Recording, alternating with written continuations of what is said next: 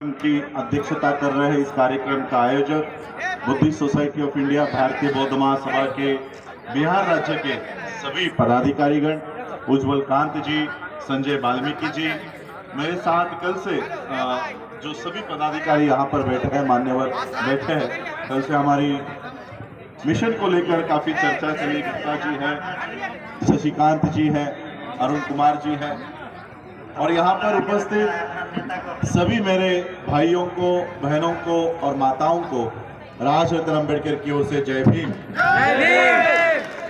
आज आप लोग सब यहाँ पर बौद्ध धर्म की दीक्षा लेने के लिए यहाँ पर आए हैं। बंदे जी के माध्यम से आपको यहाँ पर त्रिशरण और पंचशील दिया गया है, लेकिन फिर भी अभी आप लोगों की बौद्ध धर्म की दीक्षा पूरी नहीं हुई है।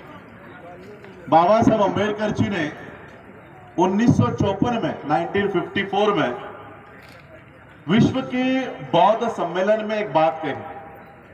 बाबा साहब अंबेडकर कहते हैं कि भारत की दृष्टि से भारत में केवल त्रिशरण और पंचशील काफी नहीं है।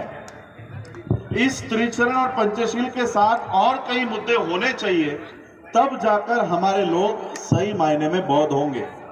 वरना सिर्फ त्रिशरण और पंचशील लेकर हमारे लोग अघोषित ब्राह्मणवाद में ही पड़े रहेंगे। और इसलिए बाबा साहब अंबेडकर जी ने सोच विचार करके, रिसर्च करके, संशोधन करके कुछ और बातें बुद्धिज्म में डाली है, बौद्ध धर्म में लेकर आए। और इन बातों को 22 प्रतिज्ञा कहते हैं, जो बाबा साहब ने निर्माण की। 22 कस्में बौद्ध धर्म अपनाने के बाद 22 कस्मों को आपको लेना पड़ता है, तब जाकर आप सही मायने में बौद्ध होते हो। तो मुझे बताइए, यहाँ पर जो लोग यहाँ पर इकट्ठा हुए हैं, बाबा साहब अंबेडकर जी ने दी हुई 22 प्रतिज्ञा कितने लोग लेना चाहेंगे? हाथ ऊपर करके बताइए। सभी लोग लेंगे। लेकिन ये 22 प्रतिज्ञा मैं आपको ऐसे ही नहीं दूंगा, क्योंकि मुझे उस तरह के बौद्ध नहीं चाहिए जो आज ज्यादातर दिखाई देते हैं। इसलिए बाबा साहब अंबेडकर जी ने आपको बौद्ध ही क्यों बनाया है, ये बात समझाए बगैर मैं आपको बौद्ध धर्म की जो 22 प्रतिज्ञा है वो नहीं दूंगा। बाबा साहब अंबेडकर जी के सामने अनेक धर्मों के लोगों ने, अनेक धर्मों के नेताओं ने, उनके बड़े बड़े गुरुओं ने उनका धर्म स्वीकारने के लिए बाबा साहब के सामने दरवाजे खुले किए। आपके ही नजदीक में पंजाब एक राज्य है। पंजाब में बाबा साहब अंबेडकर जी को सिख धर्म अपनाने के लिए वहां के सिखों ने गुजारिश की कि बाबा साहब आपको क्या चाहिए, आप हमें बताइए। आप अपने लोगों के लिए शिक्षा का प्रावधान करना चाहते हो, आप अपने लोगों के लिए शिक्षा देना चाहते हो, ये स्कूल और कॉलेज हम आपके लोगों के लिए बनाते हैं। आपको पैसा चाहिए, क्या चाहिए, आप हमें बताओ।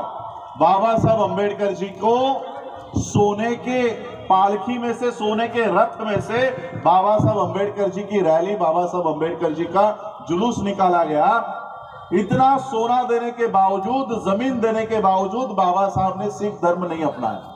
क्यों नहीं अपनाया पता है?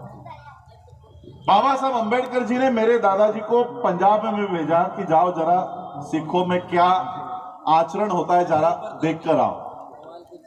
तो मेरे दादाजी पंजाब में गए। पंजाब में जाने के बाद सिखों ने उनको बुलाया कि आओ, और फिर निचले जाति से जो लोग सिख होने वाले थे उनके लिए अलग से गुरुद्वारा बनाया हुआ था। तो उनको अलग गुरुद्वारा में बिठाया गया, उनको अलग लंगर में बिठाया गया। सिखों को जो लंगर मिलता है वो उस लंगर के अलावा और एक लंगर जो निचले जाति के लोगों का होता है, उस लंगर में मेरे दादाजी को बिठाया गया।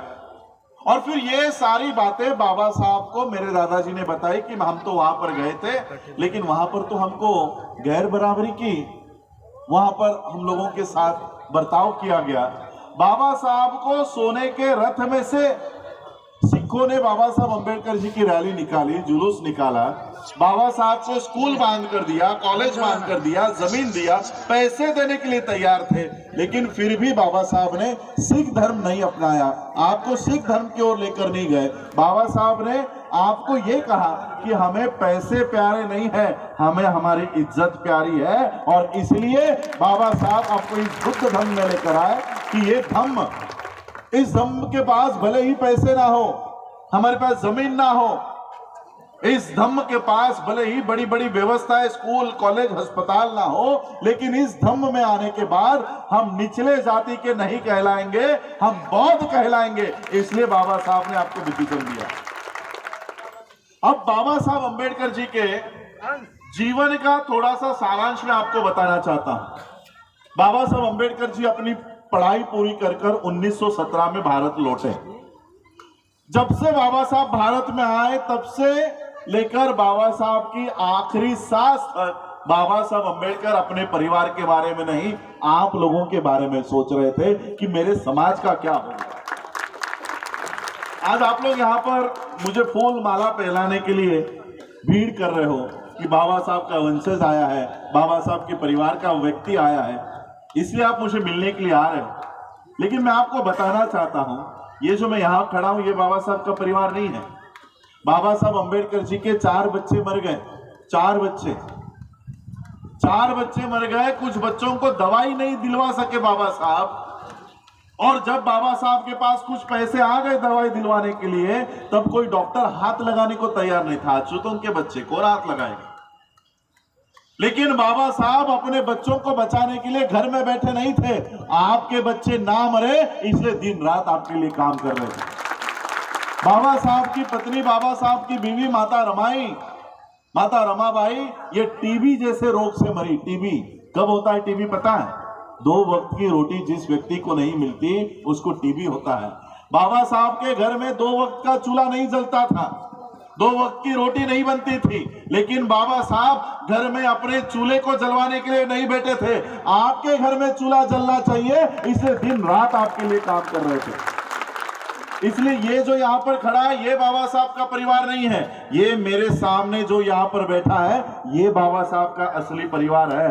बाबा साहब ने अंतिम सांस तक आपको ध्यान में रखते हुए, आपको सामने रखते हुए काम किया हुआ है। इसलिए मुझे मिलकर कोई आप लोगों का भला नहीं होने वाला। जो बात मैं आपको बता रहा हूं उसके ऊपर अगर आप चलो तो सही मायने में उसके ऊपर आपका भला होगा। और बाबा साहब ने, जब से बाबा साहब इस धरती पर आए, भारत में आए, तब से लेकर अंतिम सांस तक बाबा साहब ने आपके लिए काम किया।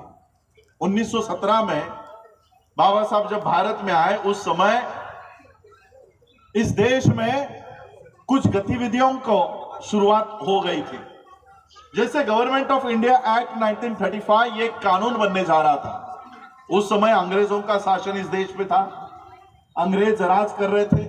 लेकिन अंग्रेजों के राज करते समय, उस समय हर 10 साल में कानून बनाए जाते थे, हर 10 साल में। और उस समय गवर्नमेंट ऑफ इंडिया एक्ट